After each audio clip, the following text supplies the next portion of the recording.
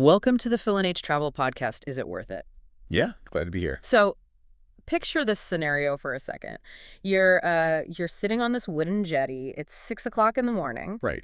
And the rain is just coming down in sheets. Miserable. Completely miserable.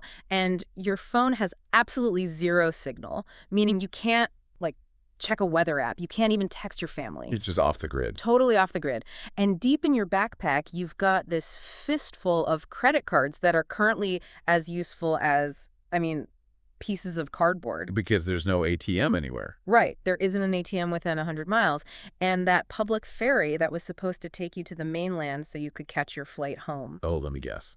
Yeah. It was canceled 2 days ago because the ocean basically turned into a washing machine. That is a nightmare. It's a very real nightmare. For the unprepared traveler, this is exactly what can happen on the Togean Islands. Yeah, if you don't know what you're doing. Exactly. But for those who actually know how to navigate this place, that exact same isolation is the gateway to, $30 world-class scuba diving. Right. Empty beaches. Yeah, totally empty beaches. It's a throwback to how travel felt, 20 years ago. So today, our mission for this deep dive is to audit the Togean Islands in Central Sulawesi, Indonesia. Right out there in the Gulf of Tomini. Yep.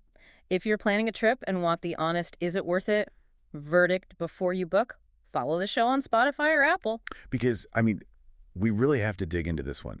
The Togeans are the ultimate exchange of time for money. They really are. And the urgency to understand this trade-off right now, looking at 2026 and 2027, it is immense. Because the access map completely blew up. It blew up entirely in May 2025. Wings Air suspended their route into Ampana. Wow, so the easy way in is just gone. Gone. Suddenly you can't just hop on a quick commercial flight and, be at the port. Yeah.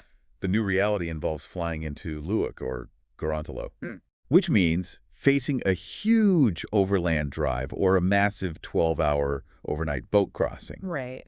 And if you mess up the logistics of this new routing, you don't just lose a couple of hours. No, you burn a whole day. You burn an entire day of your vacation, and you bleed money trying to fix the mistake. So the core tension we are auditing today is exactly that. It's time versus money. Yeah. Because the ground level economics are just staggering.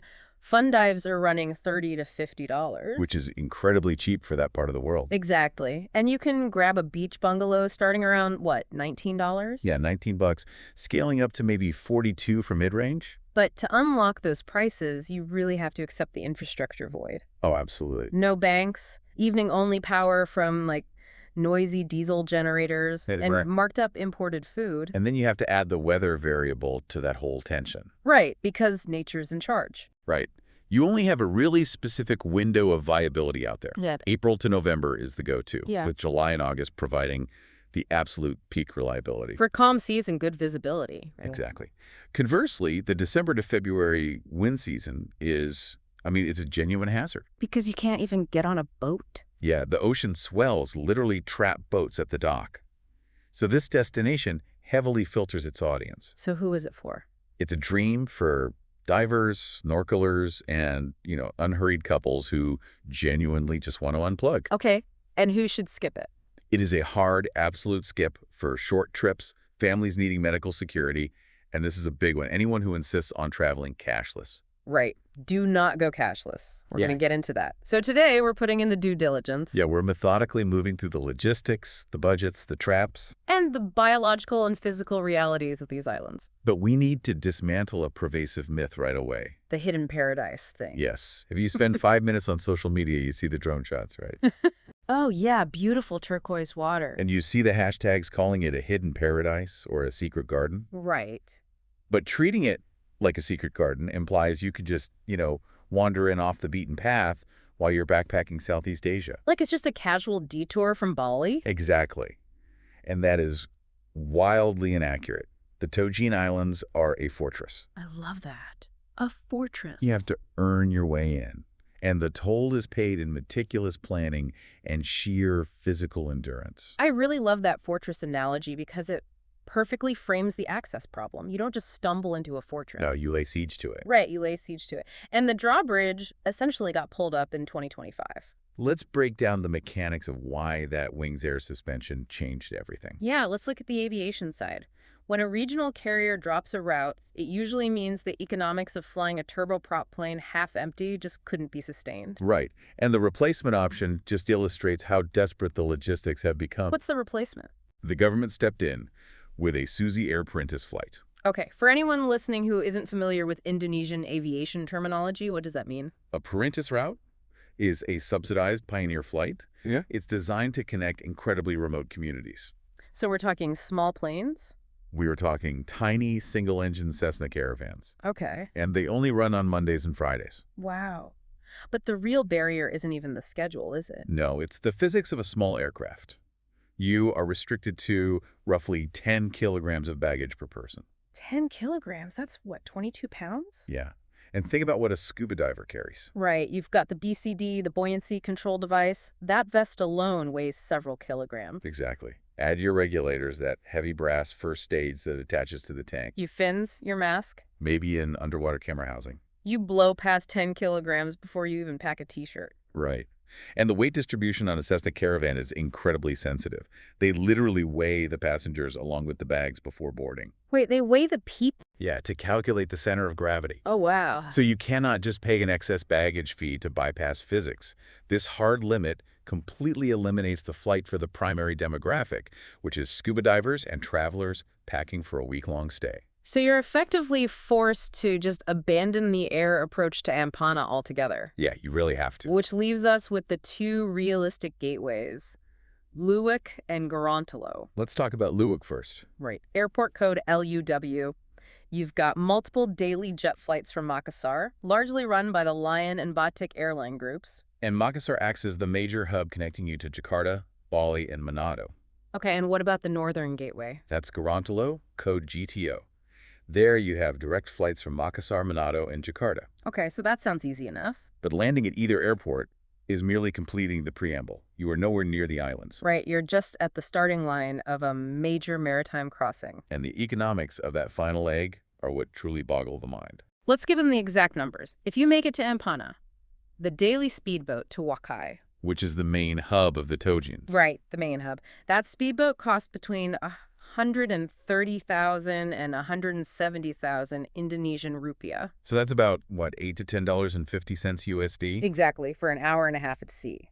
But if you take the northern approach from Gorontalo, you board this massive, slow-moving overnight ferry. Oh, yeah, the overnight ferry. The economy class ticket for a 12-hour voyage is 63,000 to 73,000 rupiah. We are talking $4. $4 to $4.50. Let that sink in. A 12-hour maritime journey costs less than a latte in an American airport. It's unbelievable. And once you hit the islands, that whole time travel illusion continues. Because fun dives are $30 to $50, right? Yeah, and that usually includes the gear rental. And you can rent a beachfront bungalow for $19 a night. $19. But we really have to explain the mechanism behind those prices. We do. The low cost is a direct reflection of the infrastructure void. Right now, someone listening is doing the math, thinking, wait, I can get a beachfront room and 3 meals a day for $20. I should just move there. Right, people always think that. But let's talk about the absolute brick wall of reality here. There is no municipal power grid stretching across the ocean floor. None. Every single resort operates on its own diesel generator. And hauling diesel fuel on wooden boats across the Gulf is, it's incredibly expensive and dangerous. Exactly. Therefore, the generators are only fired up when the sun goes down. Right. They provide power just long enough for dinner and maybe, charging a camera battery before they are killed at 10 or 11 p.m. Just to save fuel. Yep. Which also means no air conditioning running through the night. None. And water pressure is often reliant on gravity tanks. Right? Yeah, they pump water up during those brief hours of electricity, and then you just rely on gravity. And mobile data. Practically non-existent. Yeah. The cell towers on the main islands lack the microwave backhaul bandwidth to serve thousands of connections. So you are basically living according to the solar cycle. Absolutely. So we have to flash a massive red warning light right here. This is the immediate skip signal. The 5 nights rule? Right. If your total vacation time on the ground is fewer than 5 nights, completely abandon the idea of visiting the Togeans. You cannot squeeze this into a 4-day weekend. You just can't. Because of the sheer distance, the overland driving, and the rigid boat schedules, you will burn 2 full days purely in transit. Yeah. The trip math stops making sense. If you don't have enough days to amortize that massive travel debt. Time is the ultimate currency on this trip. It really is. And out there, human itineraries bow to nature. You don't dictate your schedule, the sea does. So let's unpack the ocean mechanics driving this seasonal breakdown. We're releasing this deep dive now for a very specific reason. Right. The broad window for visiting is April through November. But July and August represent peak reliability. This is when the wind drops, right? Exactly. The fetch across the Gulf minimizes, the swells flatten out, and the underwater visibility clears up dramatically. Okay, and what about the off-season? The contrast to that is the December through February window. This is the northwest monsoon season. And how bad does that get?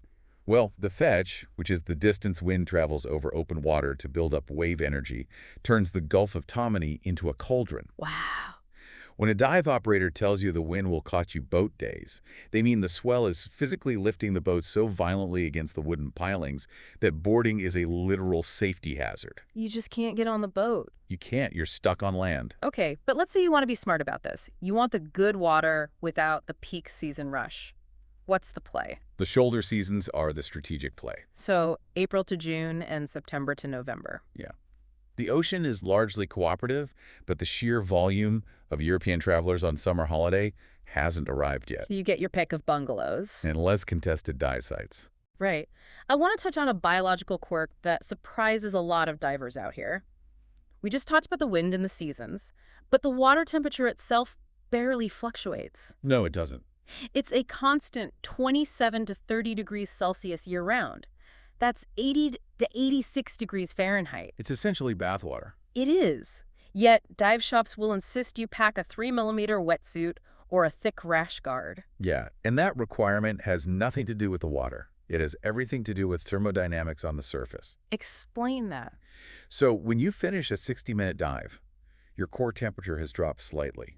You climb onto this small wooden speedboat, and the captain guns the engine to 25 knots to get to the next site. Right, the wind hits you. The evaporative cooling from the wind hitting your wet skin will strip the heat from your body incredibly fast. Oh, that makes total sense. Yeah, so you wear the neoprene to block the wind chill on the boat, not to stay warm in the ocean. Smart. Okay, we mentioned the July and August peak season, which usually conjures images of chaotic crowds, elbows on the beach, fully booked restaurants. Right, like Bali or something. But crowded in the Togeans operates on a completely different scale, doesn't it? Totally. You will never see a mega cruise ship pull in here. Why not? The bathymetry, the underwater topography, prevents it. The reefs are just too shallow, too extensive, and the neap water channels are way too narrow for large commercial vessels to navigate safely. And there's no port infrastructure anyway. Exactly. There's no single pinch point, like a massive ferry terminal, to aggregate thousands of people. So what does a crowded Togean Island actually look like? It basically means you have a remote beach with exactly 3 resorts on it. Each resort has maybe 5 to 10 wooden bungalows. Okay. If 35 people show up, every single bed on that island is taken. The beach will still look utterly deserted to you, but from a logistical standpoint, it is at 100% capacity. That's wild. That microcrowding makes understanding the specific zones critical, right? It does. You aren't just booking the Togeans. You are booking a highly specific microenvironment. Let's list those zones. Kadidiri is the most famous one. Yeah, it's a small island that acts as the main dive hub. You have properties like Kadidiri Paradise, Black Marlin, and Harmony Bay sitting shoulder to shoulder. So it has a communal, social energy. Definitely. But let's say you don't care about the social scene. You are a hardcore diver chasing pelagic fish and like extreme topography. Then that pulls you away from Kadidiri and out to Una. Una. That's the volcanic one. Massive volcanic island. The sand is black. The drop-offs are these sheer, dizzying walls. And the operators there? Places like Sanctum Una or Pristine Paradise. They cater to divers who basically want to talk about decompression theory over dinner. Hardcore. Yeah. Alternatively, if you aren't scuba diving at all, the deep walls of Una offer you nothing. Right, so where do you go? You want to head east toward Midrange. The reefs here are shallower, which makes the snorkeling spectacular. Oh, and that's the access point for the stingless jellyfish lake, isn't it? Yep. The accommodation there, places like Sarah Beach, New Midrange, or Bahia Tammany, leans much more into that quiet, isolated retreat vibe. Then you have the bookends of the archipelago. On the western edge, near the mainland port, is Bamba, anchored by the Araya Dive Resort. Right. And on an entirely separate private island, you have Buka Buka. which is home to the Reconnect Resort. Yeah, and that offers a slightly higher tier of comfort and an incredibly pristine house reef. So because of this microcrowding, the booking logistics during July and August are just brutal. Kadiriad and Una Una sell out months in advance. So you absolutely cannot adopt that backpacker mindset of just showing up and, like, walking the beach to find a room. No, absolutely not. If you arrive without a reservation in August, you could easily find yourself sleeping on a wooden bench at the ferry port, Ouch. because every bed within a 2-hour boat ride is occupied. Wow. Okay, this brings us to the ironclad, non-negotiable rule of Togean travel. The buffer day. You must build a massive buffer into your itinerary. Think of the buffer day as the cheapest, most effective travel insurance you can buy. Definitely. Because if your international flight departs from Jakarta on a Sunday, you cannot plan to take the Gorontalo ferry on Saturday. No, because if a sudden squall cancels that ferry, there is no alternate route. You can't rent a car, you can't catch a train, You are trapped on the island. and you will miss your international flight, which costs you thousands of dollars. Always add a minimum of one full dead day at each end of the island leg. Always. So let's walk through the physical reality of getting there. We call it a logistical relay race. Because if you drop the baton at any transfer point, the entire chain collapses. Exactly. Route 1 is the southern approach through Luwak. Walk us through it. You land in Luwak, you grab your bags, and you step out into the heat. You now face a 5-hour overland drive across the peninsula to the port town of Ampana.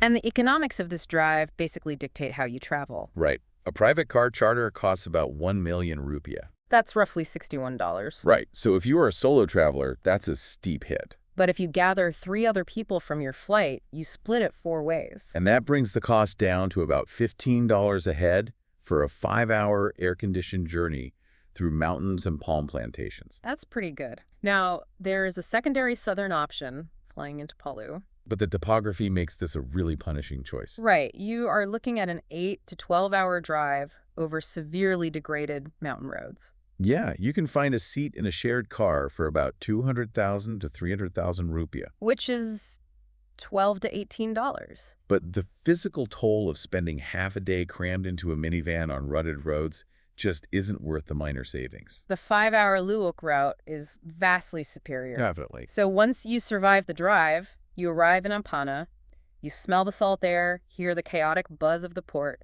and you need to find a boat. The speedboats are the workhorses here. You have the Hercules departing around 9:00 a.m. and the Cahaya Manakara leaving between noon and 1:00 p.m. And those run $8 to $10.50, and they blast you across the water to Wakai in about 90 minutes. There's also a roll-on, roll-off car ferry, the KMP Tunatamani. That's cheap, right? It costs a mere $3.50.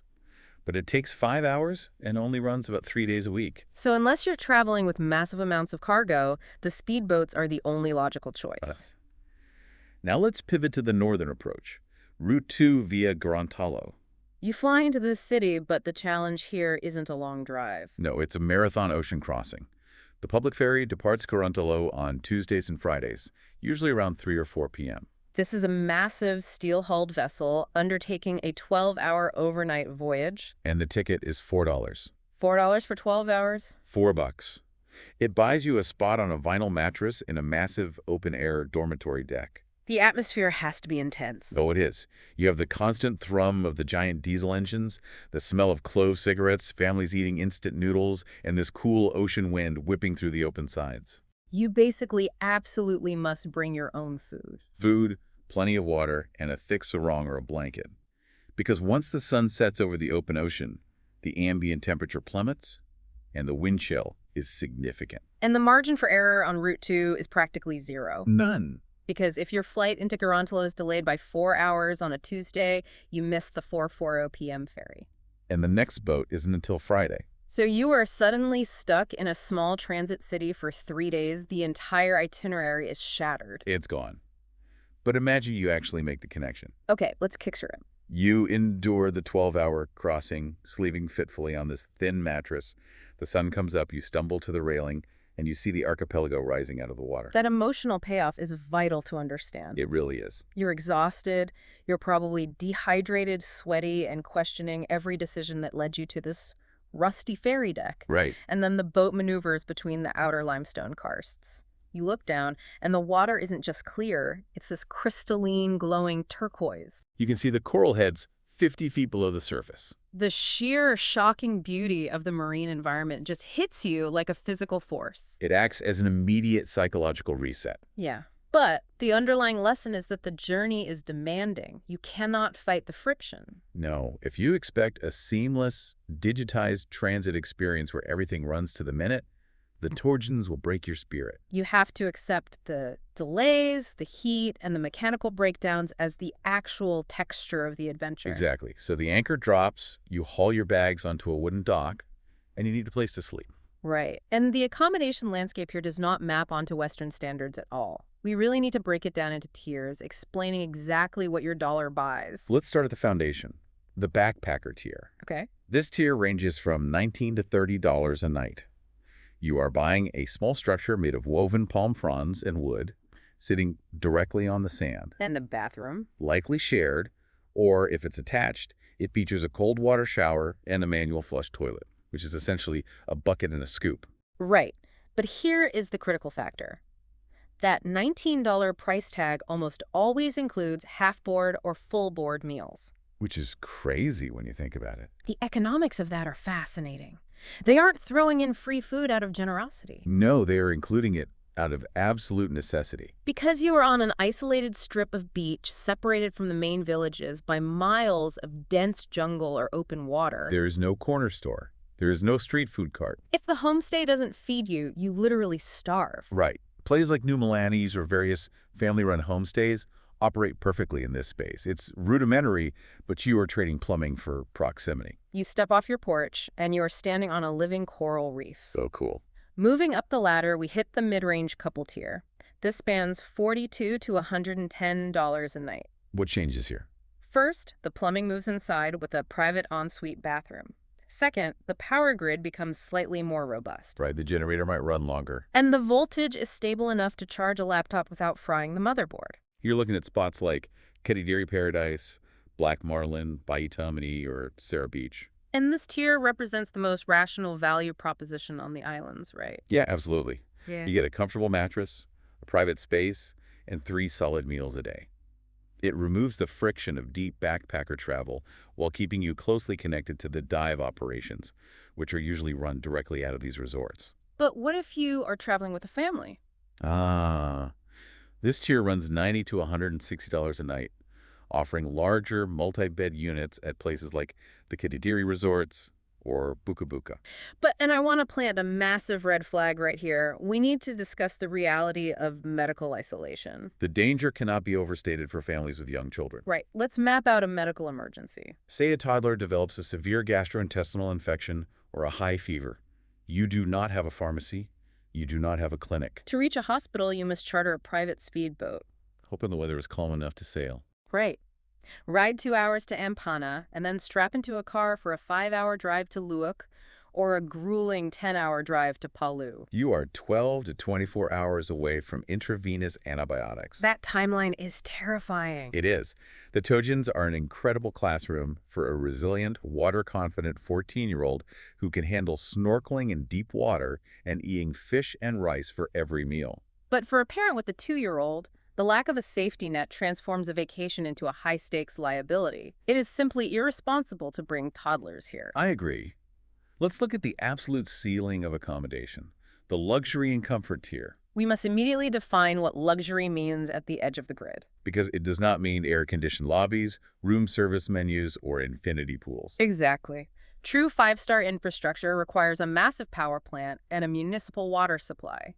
Out here, luxury means eco-resort comfort. We're talking $150 to $250 a night. And this is largely dominated by Buka Buka's Reconnect Resort, or Sanctum on Una Una for the dive crowd. At Buka Buka, you are paying for architectural integration with the environment, vast privacy, and elevated cuisine that manages the complex logistics of island supply chains. And they also smooth out the transport friction, don't they? Yeah, Buka Buka operates its own private speedboat from the Tetbi mainland jetty. It's a 30-minute sprint that normally costs over $61 per boat. But they include it for free if you book a stay of 7 nights or more. Right. But no matter which tier you choose, you face a few universal constants. First, the isolation is absolute. You cannot go for a casual stroll into town after dinner. Second is the acoustic reality of the islands. Oh, the generators. Yes, if your $100 a night bungalow is situated 50 yards downwind from the resort's massive diesel generator, your serene island evening is going to sound like you are sleeping in the engine room of a tractor. Yeah, and that isolation completely dictates your diet, which brings us to the full board reality and the fascinating mechanics of grocery economics on the islands. Because when you book a room, you are also mirroring the resort's kitchen. Right. Standalone restaurants barely exist outside the main transit hub of Wakai or the village of Bomba. Which means if you get hungry between lunch and dinner, you can't just order a pizza. You have to take your snack supply chain into your own hands before you ever get on the boat. Let's break down the exact prices you will see if you try to resupply at a tiny wooden warung, a local kiosk in Wakai. Okay. A large bottle of drinking water runs 50 to 90 cents. A cup of thick, unfiltered local coffee is $1 to $2. What about food? If you find a warung cooking hot food, a plate of nasi goreng fried rice with an egg is $2 to $3.50. A plate of freshly caught grilled fish with rice is arguably the best value on the island at $4 to $6. And bananas are what, less than $1? Less than $1. But the real economic case study is the price of a beer. Yes, the bintang markup. A bottle of bintang will range from $2.50 all the way up to $4. And that massive price swing is entirely distance dependent. Think about the logistics of that glass bottle. It's brewed in Java. It's shipped on a massive freighter to Makassar. Driven hundreds of miles overland to Gorontalo or Ampana. Manually loaded onto a wooden ferry. It crosses the Gulf. It is unloaded at Wakai, loaded onto a smaller canoe, taken to a remote resort, and then cooled in a refrigerator powered by diesel fuel that had to make that exact same journey. That is insane. You aren't paying for the beer, you are paying for the staggering logistical effort required to move heavy glass and liquid across an archipelago. Exactly. And this creates a universal island markup. Almost every packaged good carries a 20% to 40% logistical tax compared to the mainland. So a chocolate bar that costs 15,000 rupiah in a mainland city will easily cost 25,000 rupiah out here. Yep. Beyond the economics of food, we really have to talk about the cultural etiquette. Very important. You are traveling through a conservative, predominantly Muslim region of Central Sulawesi, and the islands are home to the Bajau people. The legendary sea nomads. The Bajau have a remarkable history. For centuries, they lived entirely on wooden houseboats, free diving to incredible depths to spearfish. They developed actual physiological adaptations for breath holding. That's just incredible. Today, many live in stilt villages built directly over the coral reefs. So the etiquette rule here is simple. Do not treat their villages like a human zoo. Don't wander through a stilt village in a bikini snapping photos of children without asking permission. No. When you leave the immediate boundary of your dive resort, you must dress modestly. Cover your shoulders and knees. It is a fundamental sign of respect for the communities that are hosting you. What about tipping? Tipping isn't required, but highly appreciated by dive and boat crews. Even a few dollars a day makes a difference. And from an environmental etiquette standpoint, the Togeans are a designated national park. Yes, bringing standard chemical sunscreen here is an act of vandalism. Because the chemicals in mass-market sunscreens actively cause coral bleaching, destroying the exact ecosystem you traveled 3 days to witness. Right. Reef-safe, mineral-based sunscreens are mandatory. Also, there's no safe tap water anywhere. And let's also talk dietary restrictions. The full-board kitchens are incredibly resourceful, but they have limits. If you are a standard vegetarian, you will eat beautifully rich tempeh, tofu, and coconut curries. But if you have celiac disease, a severe nut allergy, or require a strict vegan diet mimicking Western substitutes, the supply chain simply cannot support you. The kitchen cannot run to a specialty grocery store to buy gluten-free flour. Right. If you have severe dietary needs, this isolated environment is incredibly risky. Okay, let's transition to the overarching financial shape of the trip. The Togeans feature an inverted economic curve. What do you mean by inverted? The upfront fixed costs, the flights, the overland drivers, the overnight ferries, are high and complex. But the moment you step onto the dock, your daily burn rate plummets to almost zero. Let's run the numbers for our traveler personas. For the backpacker, the burn rate is $28 to $45 a day. Because your room and food consume 19 to 30 of that.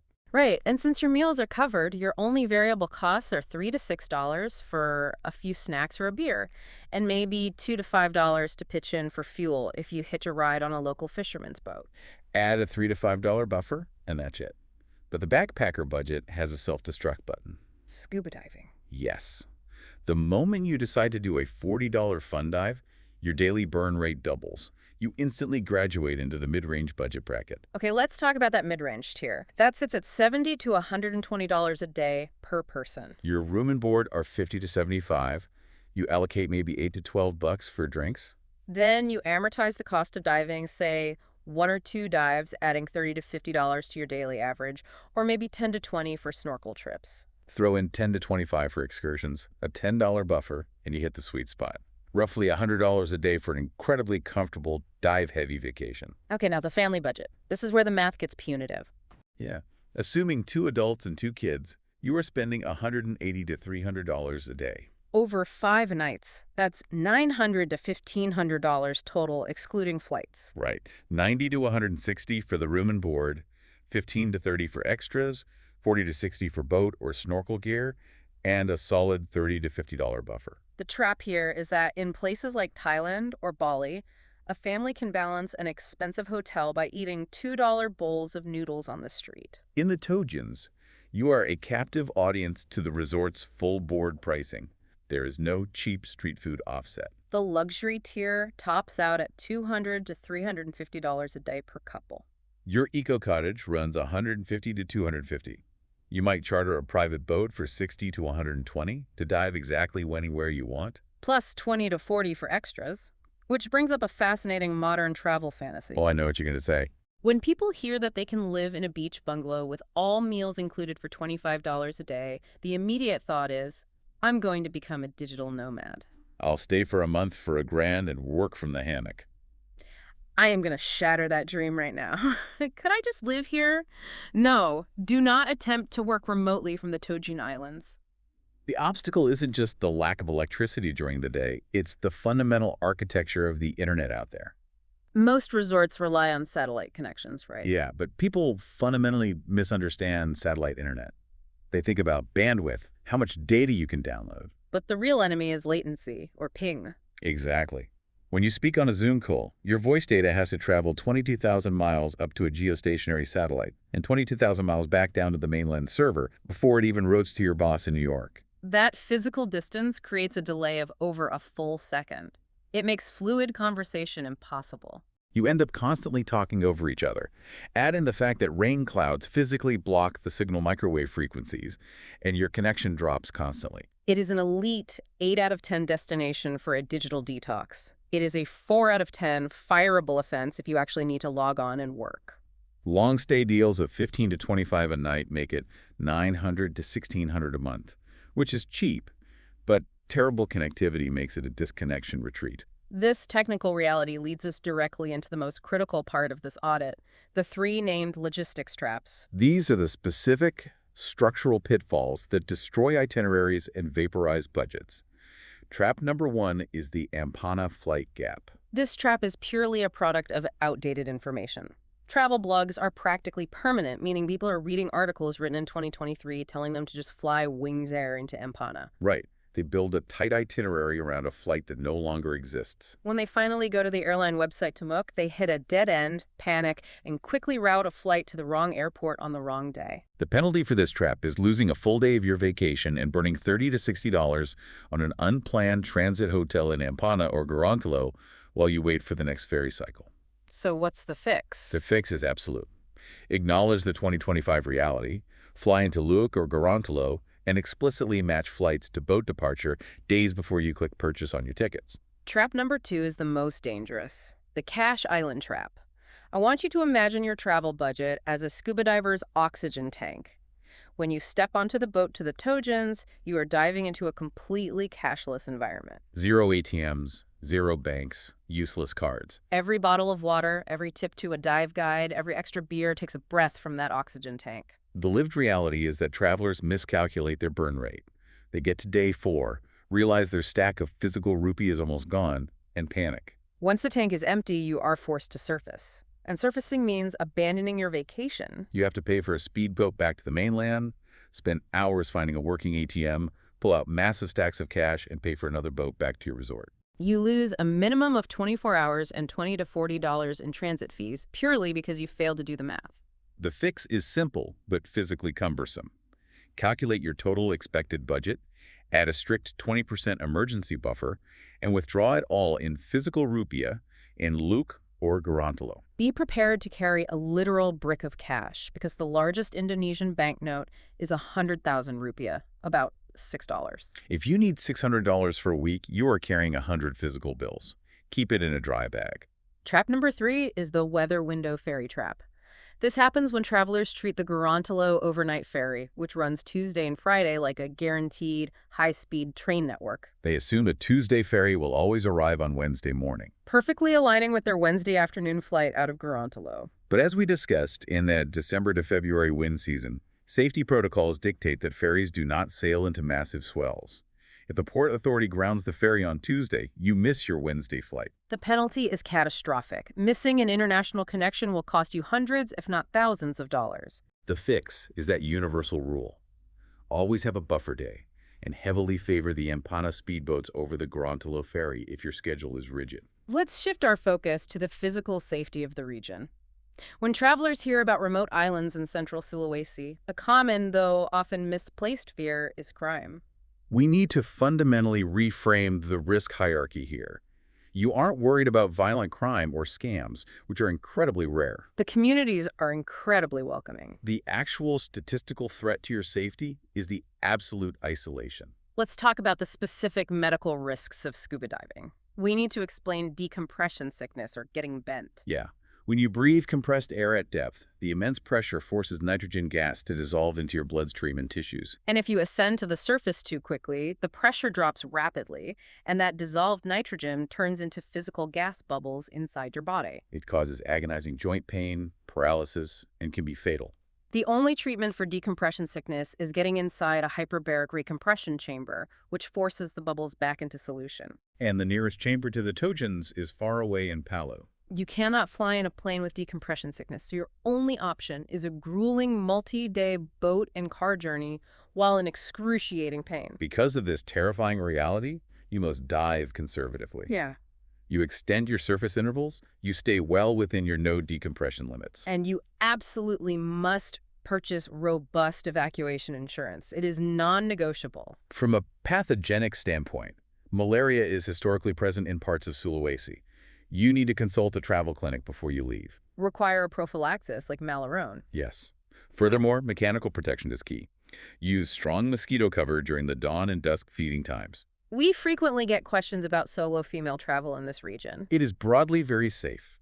The dive resorts operate as highly social, closed communities. You eat at communal tables, you dive in groups, and the atmosphere is naturally inclusive. The primary safety protocols are communication and respect. Because you will be offline for days, you must tell someone your exact itinerary before you lose signal. And as we discussed, dress modestly off resort. And just to reiterate the family deal breaker, the lack of medical infrastructure makes this unsafe for toddlers or anyone with existing health conditions. Looking at this massive list of friction points, the lack of power, the bucket showers, the brick of cash, the medical isolation, we have to ask, is this discomfort a bug in the system? Or is it a feature? It is definitively a feature, though a demanding one. The discomfort is structural. It is baked into the very geography of a deep-water gulf. But the key is that the friction is completely predictable. You know the ATMs don't exist. You know the ferry might be late. The environment doesn't arbitrarily punish adventurous travelers who do their homework. But it severely and mercilessly punishes the unprepared.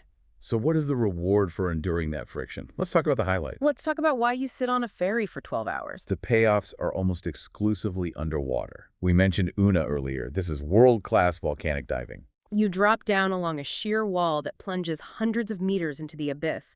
Because the island is volcanic, the nutrient upwelling from the deep water feeds massive ecosystems. You aren't just looking at small reef fish. You are drifting through massive, swirling tornadoes of jackfish. Schooling barracuda blotting out the sun, and giant Napoleon wrasse the size of a dining table cruising along the reef. And you are experiencing this pelagic action for $30 to $50 a dive. which is a fraction of what you would pay for similar topography elsewhere. Then you have the historical weight of the B-24 Liberator wreck near Kadadiri. This isn't an artificial reef sunk for tourists. It's a genuine WWII bomber that crashed in 1945. It rests in about 20 meters of water, incredibly intact, with the wings and fuselage entirely encrusted in hard and soft corals. It is a haunting, deeply atmospheric dive. For those who don't scuba dive, the biological marvel of the stingless jellyfish lake near Katupad is the crown jewel. This is a marine lake entirely cut off from the open ocean.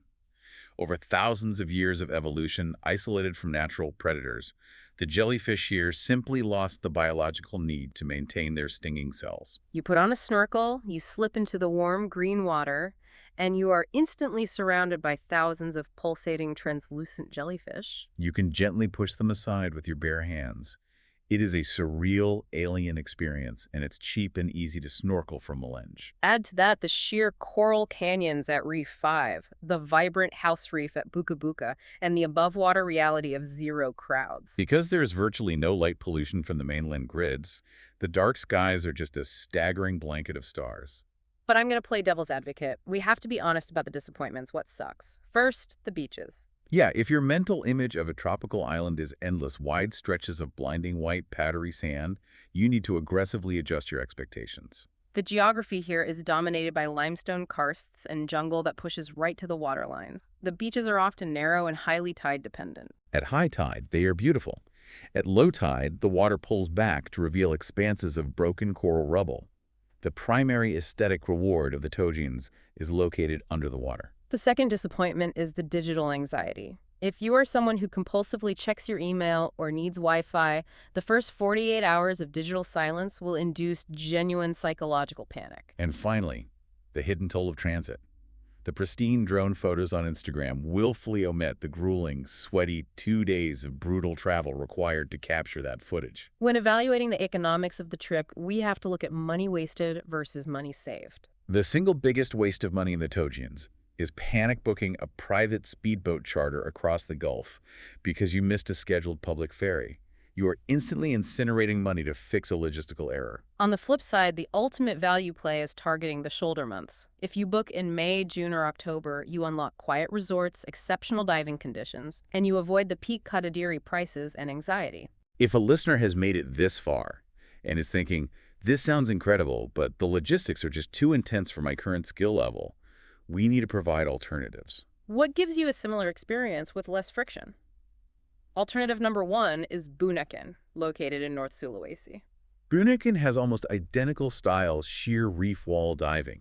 The pricing is remarkably similar. Fun dives are $30 to $45, and comfortable rooms run $30 to $90. But the access map is a breeze. You fly directly into the major international airport at Manado, jump in a car, and take a quick boat ride. You choose Bunaken for tight schedules or first-time trips. But Bunaken is heavily trafficked. The Togeans win outright on sheer emptiness, the unique jellyfish lake, and the massive big fish aggregations. What if I have the opposite problem? What if I demand luxury infrastructure? Alternative number 2 is the Wakatobi archipelago in southeast Sulawesi. The high-end Wakatobi resort costs thousands of dollars. They solve the access problem by operating their own private airstrip. But there is also nearby Hoga Island, which offers basic homestays that match the Togeans at $20 to $40 a night. Wakatobi wins on top-tier reef health and flawless service, but the Togeans win on mid-tier value, wreck diving, and a much lower cost per dive than the flagship Wakatobi resort. All right, it is time for the final breakdown, the Is It Worth It matrix. Let's deliver our rapid-fire verdicts and scores based on specific traveler personas. Let's start with the backpacker. We score the Togeans an 8 out of 10. The value proposition is exceptional. $19 rooms, $28 to $45 a day total burn rate. If you possess the required cash in hand and have 5+ nights, this is a dream spot. Next is the mid-range couple. I give this an 8.5 out of 10. This is the absolute sweet spot. For roughly $100 a day, you are getting uncrowded, world-class diving and $42+ cottages. For the family traveler, the score plummets to a 5 out of 10. Hard pass unless you have water-confident teens. You are paying $90 to $160 for family board, isolated, with no medical backup. The luxury traveler gets a 5.5 out of 10. $150 to $250 a night for full board at Buka Buka gives great privacy, but there is no 5-star infrastructure. Wakatobi is better for true luxury. Finally, the digital nomad. This requires a split score. It is a 4 out of 10 if you intend to work, but an 8 out of 10 if your goal is to disconnect. Great for $15 to $25 night-long stays to unplug, $900 to $1,600 a month. Deal breaker if you actually need to work. So the overall verdict, worth it for diverse snorkelers and unhurried couples who respect the April to November window, bring a width of cash, and expect zero infrastructure. Hard skip for short trips, young families, and Wi-Fi dependence. If we pull back and connect this trip to the bigger picture of modern travel, it leaves us with a provocative final thought. We live in a world where every corner of the map is just a seamless Wi-Fi-enabled direct flight away. Right. In that context, the Togean Islands prove that the last true luxury in travel isn't a butler or a spa. It's the absolute necessity of disconnecting, enforced by the ocean itself. If this gave you the honest verdict you needed, follow the show. New episodes drop every day. That is the honest verdict from Phil and H.